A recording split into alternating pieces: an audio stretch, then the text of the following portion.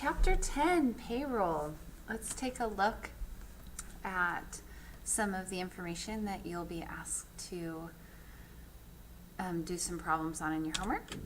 So here's an example of a paycheck and just some things you want to take a look at. This is a typical paycheck. So you have down here, you'll have the gross earnings and then the net pay. So this is basically what the amount that you should be getting in your paycheck.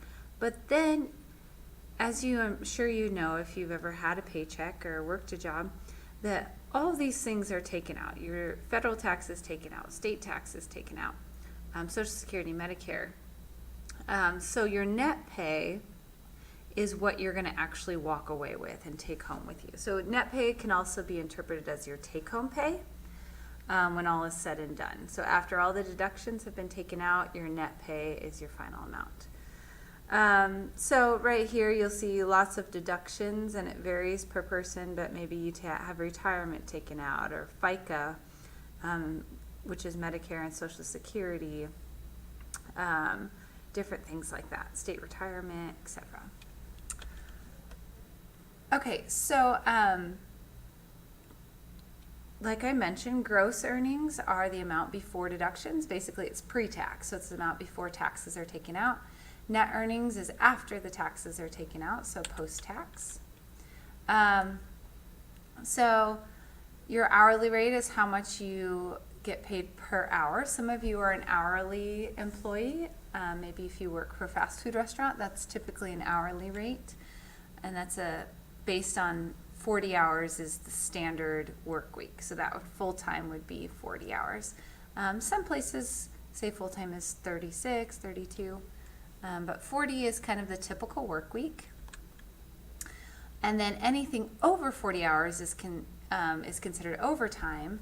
And so a lot of people will get a different rate of pay for the hours that are over 40. Not everywhere, but sometimes they'll give you time and a half for overtime or double time. So time and a half is just your overtime rate. It's 1.5 times your hourly rate. So if your hourly rate is $8, time and a half would be the $8 plus half of that, which is $4. So it would be a total of $12 you're making. And typically that's applied to holidays or time over 40 hours. So if you put in extra time. Okay, so some different pay periods you may need to know. Weekly just would be, you'd be paid 52 times a year because there are 52 weeks in a year. Bi-weekly, bi means 2, so it's not twice a week, it's every 2 weeks you get paid. So that would be 26 times a year. Because if there are 52 weeks in a year, half of that is 26. Semi-monthly is twice a month. So you'll notice a lot of people think that bi-weekly and semi-monthly are going to yield the same amount in each paycheck, but that's not true. Because semi-monthly, there are only 12 months, so if you get paid twice a month, that's just 24 times. So a lot of times it will be you get paid on the 15th and the 30th or something like that. Now the reason that this one is you get more paychecks for bi-weekly is because there are some months that may have 3 weeks in them, and semi-monthly doesn't take that into account. And then monthly would be 12 times a year, so you get paid once a month. So these are the different amounts you could get paid. So Victoria earns $36,000 a year and is paid on a weekly basis. What is her gross pay per week? So you just take her amount and you divide it by how many times she's going to be paid. So if she's paid weekly, she gets paid 52 times. And if you divide a 36,000 by 52,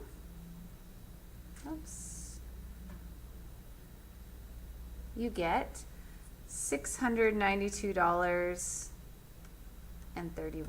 So that's how much she gets paid each week. Now that's her gross pay, because we haven't taken into account all the taxes that are going to get taken out. So she'd be really lucky to actually see that amount when she goes home.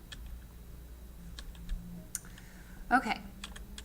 What if she was paid semi-monthly? Well, then you're just going to take the $36,000, and instead of dividing by 52, you're going to divide by how many times she gets paid a year semi-monthly, which would be 24 times. And that's going to give you $1,500. So notice her paychecks are bigger, but she's only getting paid twice that month, whereas with the weekly, she'd be getting paid 4 times that month. Okay, so for John, who earns $15,000 a year and is paid weekly, you're going to take the $15,000 and divide it by 52 to give you $288.46. If Logan earns $48,000 and is paid bi-weekly, well, bi-weekly, that's why this may come in helpful, this information right here. Bi-weekly is 26 times a year.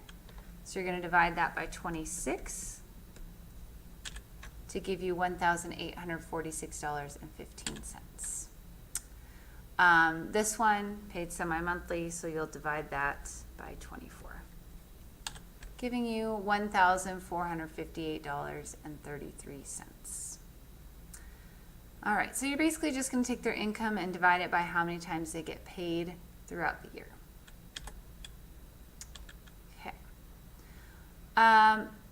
So to find the gross pay per week based on hourly wages, this is also if you have overtime. So first thing is you're just going to take your regular pay, so what your normal $8 an hour, $10 an hour, whatever it might be, whatever your hourly pay is, and you're going to multiply it by the number of hours.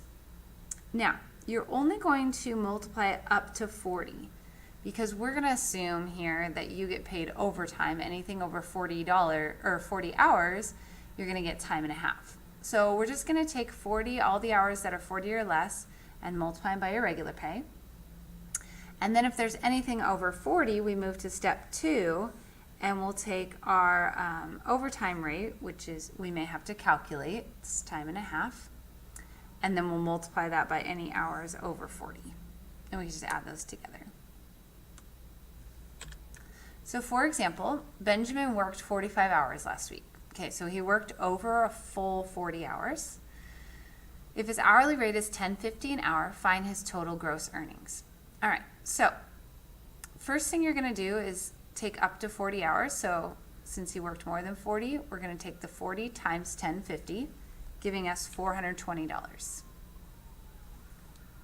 All right, so that's for the normal 40 hours. Now, you need to figure out what time and a half would be. So you're going to do the $10.50 times 1.5 to figure out the new hourly rate. And that's going to give you $15.75. So this is how much Benjamin is making per hour for anything above 40 hours. So we still have 5 more hours above 40. So 5 of them are going to be making a pay of $15.75 per hour. So you'll take the $15.75 times 5 to give you $78.75, and then your total is just going to be the sum of those two numbers. 420 plus $78.75 gives you $498.75. So he's making more than he would if you just did 45 times the $10.50 because he worked overtime. Okay, so Amber, she worked 48 hours. We do, so they're paid $6.50 an hour, and overtime is time and a half. So for the 40 hours, you'll do that times $6.50 plus $6.50. You need to figure out what time and a half would be. So $6.50 times 1.5 is going to give you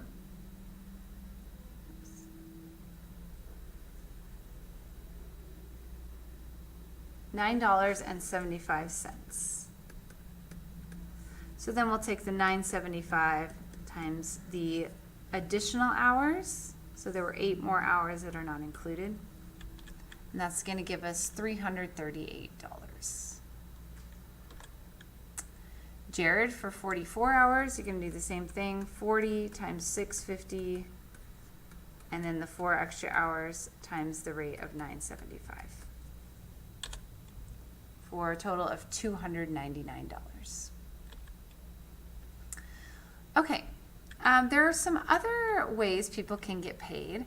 Sometimes it's based on what's called piecework, and it's used typically when they want to motivate employees to be more productive. So if they want them to produce more by paying according to the quantity of acceptable items, then they might use a piecework rate.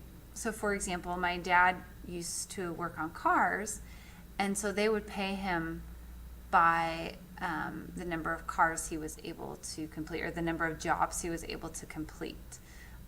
So he would try and complete as many jobs as possible in a day and work really hard so that he could get paid more. So it's a good motivation. It's also used a lot in manufacturing jobs. So if there are so many items they need produced, they'll do it based on how many items you have produced. So the piecework rate is the amount of pay for each acceptable item. And there are 2 different kinds of piecework rates. There's straight piecework rate and differential piece rate.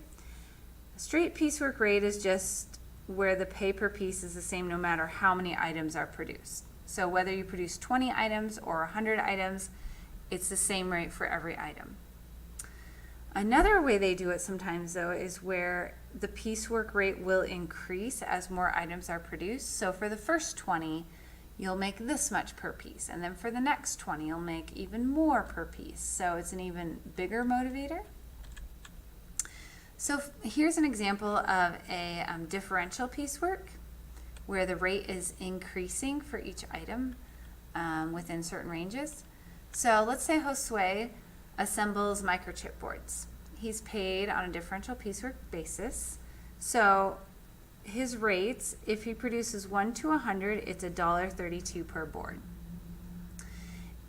Then anything above that but up to 300, he's actually going to make $1.42 per board. Now he's only going to make $1.42 per board on the ones that are between 101 and 300. It doesn't mean that all, let's say he did 200 pieces, it doesn't mean all 200 pieces are going to get 142. The first 100 he'll get 132 per piece, and then the next 100 he'd get 142 per piece. And then 301 and over, anything he does there is $1.58. So if he assembles 317 boards, that means for the first 100, it's going to be $1.32. Then from 101 to 300, so that covers 200 boards. So the next 200 boards, he's going to get $1.42. And then there are 17 more that we haven't taken into account, and for each one of those, he'll make $1.58. And then we'll just add all these together. So there's some fancy animation here for you. So total, he makes $442.86. Okay. Another way people can get paid is based on commission. A lot of jobs, realtors is a very common one. Realtors don't make money unless they get a house sold, or if someone buys a home. So there are different types of commission, but people often will earn a percentage based on sales. I know there are some businesses in the mall. I remember people I knew used to work at Buckle, and they were based on commission. So the more sales they got, the more they would make in their paycheck. Here are some other examples of different jobs. And there are 2 different ways to get commission. Either straight commission, so your entire pay is only based on how much you sell. You don't get paid unless you sell something. So that might be like a real estate agent. Another way, though, and this is pretty common. A lot of jobs will make salary plus commission, which is a set amount of pay plus an additional amount based on sales.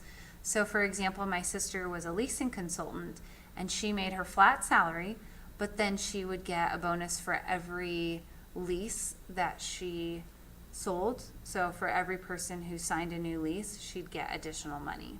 So this is kind of nice because you're guaranteed to get some money, and then this is just like icing on the cake. It's the commission. But it is a good incentive to motivate employees to sell more. Okay, the commission rate is the percent used to calculate the commission based on sales.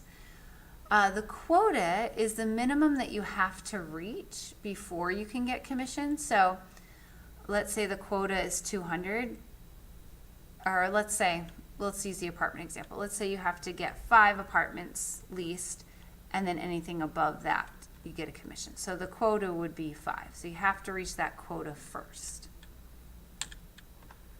Okay, so let's say Adrian is a restaurant supplies salesperson and receives 6% of his total sales as commission. His sales totaled $12,000 during a given week. Find his gross earnings. Okay, so we know nothing about whether or not he's going to get a base salary, so I'm assuming not. So basically, he's just going to make money based on sales. So I just need to figure out 6% of his total sales. Well, his total sales were $12,000. So I want 6% of 12,000, which is just 0.06 times 12,000. So that's using the percentage formula we've been familiar with, and that's going to give me $720. So he makes $720 during that week. Okay, Amanda works for a cosmetics company and earns $200 a week in salary plus 30% commission on all sales over 500. So this would be an example of a quota. She has to get to 500 before she gets commission. She had sales of $1,250 last week. All right, so how much were her earnings? Well, we know she's at least going to get $200, even if she sells nothing. Plus, she's going to get 30% of whatever she sells over 500. So we have to figure out how much was over 500. Well, she sold $1,250. So if you take $1,250 minus 500, that gives you $750. That's how much is over 500. She's going to make 30% of that. So 30% is 0.30. And if I want 30% of a number, I will multiply it by that number. So 30% of $750 is $225. You can add that to the $200 she's going to make regardless, and she gets $425. Okay, for taxes. There are some different ways to calculate taxes. But in order to do so, there are a few things that the employer needs to know. The employer needs to know the employee's filing status. So are they single, are they married, or are they filing as head of household? How many allowances they want withheld, so 0, 1, 2, 3, etc. The type of pay period, so semi-monthly, bi-weekly, etc. And the employee's adjusted gross income. So there are some key terms that you'll see on tax forms. Income tax can be local tax, state tax, federal tax paid on one's income. So typically you'll pay all of those different types of taxes, and that's considered income tax because it's on your income. So that's different from like sales tax. Your federal tax withholding is the amount that's withheld from your paycheck that's paid to the federal government. State tax withholding would be paid to the state, etc. Okay, your filing status is, like we mentioned before, married, single, or head of household. Okay, and then a W-4 form. You may have seen one of these before. I'll click on this so you can look at it.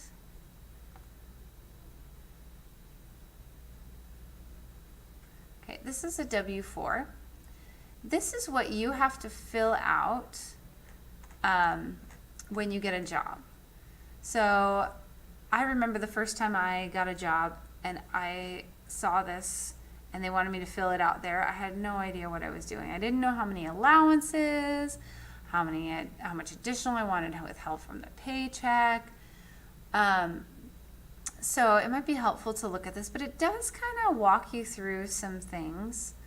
But you'll give this to your employer. So this information is just information about you. For the total number of allowances you're claiming, that is right here to help you figure it out. So enter a 1 for yourself. If you're married, it gets a little more complicated, or head of household. But if you're single, you can just basically do 1 allowance. 1, 2. It's up to you how many allowances. It will just affect how much is taken out of your paycheck.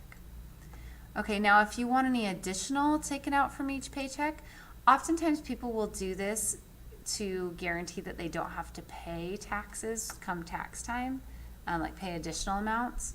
So if you're nervous that maybe you don't have enough deducted from your paycheck, you could always take out an additional, $100 or something like that from each paycheck to set aside, just to be safe. So, but if you feel like you have enough being taken out, usually it's about 25% of your income. So if it's around that, you should be good. You don't need to take out an additional amount. Okay, and oftentimes, so this is if you're exempt, that's if last year you had a right to a refund of all your taxes because you had no tax liability. So basically you just didn't make enough, and you expect the same to happen this year, then you're exempt and you don't have to pay taxes. Okay, and then you just sign here. All right, so that's a W-4. That's what goes to your employer, and they hold on to that to determine how much tax they have to withhold for you. So for allowances, kind of the rule of thumb here. So if you're still confused about allowances, the more allowances you claim, the less income tax your employer will withhold from your paycheck. So the more you get to take home with you. So if you want a bigger paycheck, then take out more allowances. However, that often means you may have to pay come tax time, so be careful there. If you want to be guaranteed to not have to pay at tax time, then you might want to take out less allowances. So you can claim 0 allowances. That takes out the most tax they can. So most likely you'll get a refund come tax time. You would also claim 0 allowances if you're a dependent on someone else's tax return. So if your parents claim you as a dependent, if you're still, like if you have no job and your parents are, I guess you probably wouldn't need to file taxes if you have no job, but if you maybe just have a part-time job and you're living with your parents and they're claiming you as a dependent, which they can do up to a certain age, I can't remember, it's in your 20s, 23 maybe, then you can file 0. Now, if you're single with 1 job, this is kind of the ideal number of allowances because it's not the maximum amount of tax withheld, but it is still more tax being withheld. So usually you'll get a refund if that's the case. So usually with 0 or 1, you'll get a refund. Anything more than that, you may have to pay. So if you're going to claim 2 allowances, it would be because maybe you're single and work more than 1 job, so you can claim 1 allowance at each job, or you're married. Then once you start adding children into the mix, you can start adding more allowances. Okay, so to figure out the amount of tax to withhold, one way to do it is to use the tax tables in your text. So, where's my tax table? Okay, so here's an example of the tax tables. And there are multiple, it's like a big booklet of tax tables. And if you need them on your homework, they should pop up for you to be able to click on. But there are tax tables for single people, for married people, for head of household. And then there are all the different payroll periods too. So like semi-monthly, bi-weekly, etc. So I purposely picked this one to put on here because that's what we're going to use for our example. So Audra is single, paid semi-monthly, so that means we're going to use this form. And she's claiming one allowance, earning $1,700 per pay period. Okay, so one allowance, this is the number of withholding allowances. And she's making $1,700 per pay period. So these are the wages. Notice it's a range of numbers, so I'm going to look for where $1,700 would fall. Okay, and you notice $1,700 is listed on both of these. It's at the end of this one and the beginning of this one. So if you notice, this is at least, but less than. So this is at least $1,700, right? It's not less than $1,700. So you're going to go to this one right here, this row, and follow it over to one allowance. So that means $198 is going to be the amount of income tax withheld for each payroll period. So for each paycheck, about $198 should be deducted from her paycheck. So her gross pay may be $1,700, but her net pay would be $198 less than that. Okay. Brendan is married, paid weekly, claiming 4 allowances, so he might have multiple children, and earning $585 per pay period. So now we're going to go to a new chart, a married weekly chart. Not being married weekly, but married and then paid weekly. With 4 allowances and $585 per pay period. So I have that one here, married weekly payroll. It was $585 with 4 allowances. So $585 is between $580 and $590, and then 4 allowances is going to be $11. So notice we're only withholding $11 from his paycheck, so way less.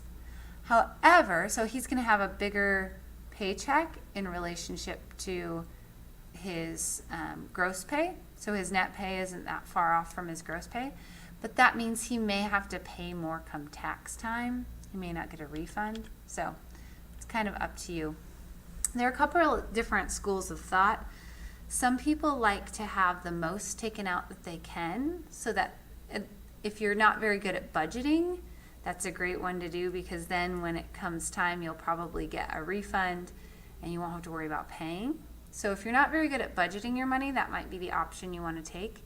However, there's another school of thought of people that say, well, I'm not going to have as much taken out, and if I have to pay income tax time, that's okay, because I'll be able to invest the money myself over that year period. So that extra money I'm making, I can just put it into my savings and earn interest on it instead of letting the government earn interest on it. So it's kind of up to you, and a lot of it kind of depends on your ability to budget and to know whether or not you're going to have the money come tax time. Okay, and if you own your own business, you're going to need to set aside money because your paycheck will not be deducting automatically. So you'll want to maybe create an account where you set aside a certain amount each paycheck or each month. Okay, if you're wanting to know if you're exempt from withholding, which I know some students are, so that's why I included this in here. You're exempt if you owed 0 taxes last year and you received a refund for the federal income tax that was withheld. You can also claim exemption from withholding if you believe you have no tax liability whatsoever. However, be careful because you're not always exempt if you're a student, especially if you have a job. It might be possible if you work temporarily during your summer break or just part-time throughout the school year because maybe you don't make enough to qualify. And then as far as allowances, you want to claim 0 because most likely your parents are claiming you as a dependent. But if you're not a dependent and you're working, you could claim 2 allowances if you'd like. Okay. Find federal tax withholding per paycheck using the IRS percentage method. So this is another method for figuring out how much to withhold per paycheck. So there's the tax tables or there's the IRS percentage method. So this is instead of using the tax tables. The employer deducts a tax-exempt amount based on the number of withholding allowances. So first you're going to find the exempt per allowance amount from the withholding allowance table, which looks like this. And you're going to identify the amount exempt according to the type of pay period. So it's broken up by weekly, bi-weekly, semi-monthly, etc. And then you'll multiply the number of withholding allowances by the amount found. So because this chart is based on 1 withholding allowances, so if you have 4, you're going to need to multiply the amounts by 4. And then you'll subtract that from your gross income, so from what your paycheck's supposed to be originally. Okay, so Brian's biweekly gross earnings are $3,150. He is single, has no adjustments to income, and claims 2 withholding allowances on his W-4. So find the payroll period using the figure at the right. So we're trying to figure out how much to deduct from his paycheck. So he is biweekly, so that means this one right here. So for 1 allowance, we're going to withhold $155.80. However, he's claiming 2 allowances, so we need to multiply this number by 2. That's going to give us $311.60. And that's going to be deducted from his gross income. So we'll take that away from the $3,150. Oops. Giving us $2,838.40.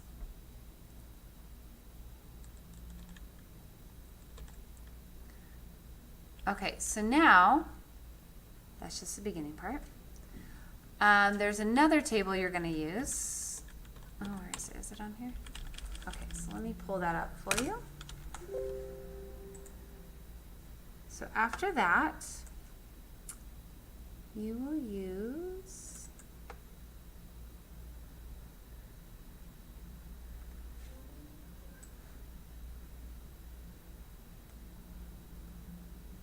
this table. So these should also pop up on your homework if you need to use them. But okay, so Table 1, Table 2, Table 3, Table 4, notice they're broken up by the type of pay period, so weekly, bi-weekly, semi-monthly, and monthly. Okay, so we've got Brian was bi-weekly, so we're going to go to the bi-weekly table, so this one right here. And if we look back at Brian, he was single. Okay, so it's going to be, there's single here and married there. So we're going to use this one. And this says if the amount of wages after subtracting withholding allowances, so that's what we just did, is we subtracted the withholding allowances. So now we're going to use that amount and see which category it falls into. Over this, but not over that. So his amount, when we calculated it from up here, was $2,838.40. Okay, so we're going to find that. That amount is going to be between $1,535 and $3,592.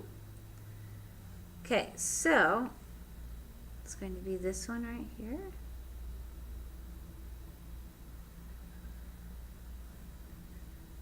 So it says the amount of income tax to withhold is $199.40 plus 25% of excess over $1,535.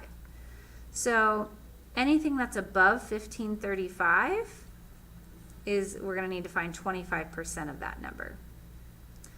So if I take the 2,838.40 and subtract the 1,535, that's going to give me $1,303.40. So that's how much is in excess over the 1,535. So that amount needs to get multiplied by 0.25 because we want 25%, according to this, of that number. And then we can add those together, and that's how much tax needs to be withheld. So if I go back here,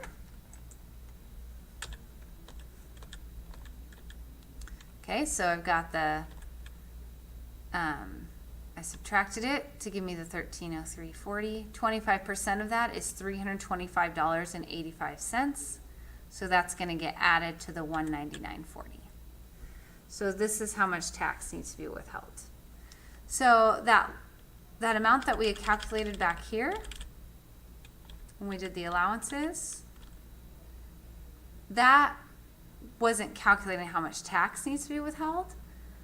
That's getting rid of, like, it's subtracting all the withholding allowances. And then once we've done that, then we can use the chart 10.5 that we just used. Okay, so that's how much tax needs to be paid for that particular paycheck. Okay, just a little side note that I share with my students often. If you win money on a game show, you actually get taxed. And so there have been people, as soon as you win, you get like shuffled back to the back for the taxes. So you don't walk away with $33,000 in prizes. You actually have to pay the tax on that first before you get the prizes. So some people can't even afford to take home whatever they won, which is sad. So, side note. Okay, so Social Security and Medicare tax per paycheck. So you'll notice that first paycheck that I showed you at the beginning, there was Social Security and Medicare taken out. So this changes the Social Security taxes where they're capped at, like what your income is, and then anything above that you don't have to pay Social Security taxes on. But it changes yearly typically. So what you're going to do is you're going to take the taxable amount and you're going to multiply it by 6.2% for Social Security. And then Medicare is 1.45% of your income. So for Medicare, you'll take 1.45%. And there's no cap on income level there. So this you only do 6.2% up to the 110,000 or whatever it is this year. So for example, if Christian's gross pay is $1,654, how much does he owe in Social Security and Medicare taxes? So basically I just need 6.2% of $1,654 and 1.45% of $1,654. This will tell me my Social Security taxes. This will tell me my Medicare taxes. So basically it's 0.062 times 1654 and 0.0145 times 1654, which gives you $102.55 for Social Security, $23.98 for Medicare.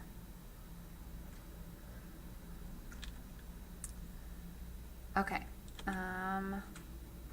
Now, employers also have to pay for your Social Security and for your Medicare from your gross pay.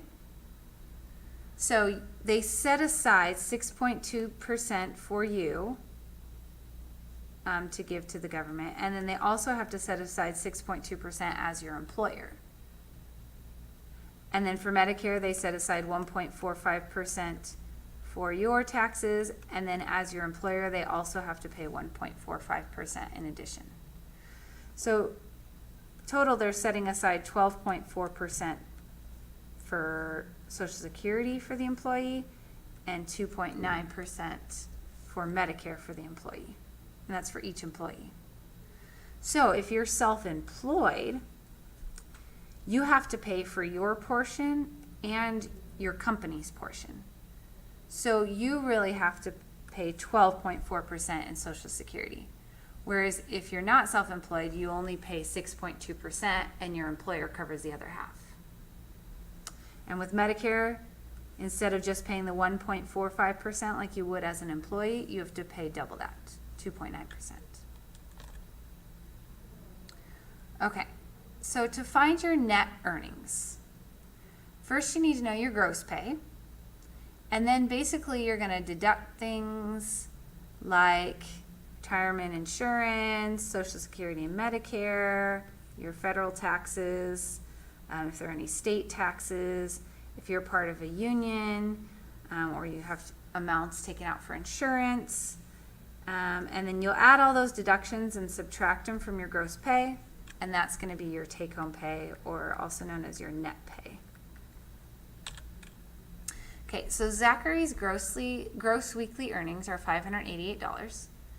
4% of his gross earnings is deducted for his non-exempt retirement fund, and $27.48 is deducted for insurance. Find his net earnings if Richard is married and claims 3 withholding allowances. Okay, so first for his retirement fund, that's 4%. So we need to figure out 4%. So he's paying $23 for his retirement fund. Then his withholding tax. So if you go back to figure 10.3, well, let's actually first, before we do that, we need to know some information. It's withholding tax.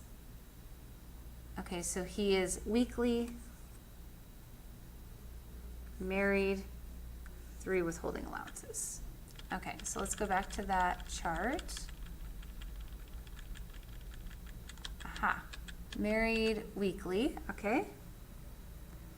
And he was 3 withholding allowances. And so his amount was $19, I believe. That's his income, sorry.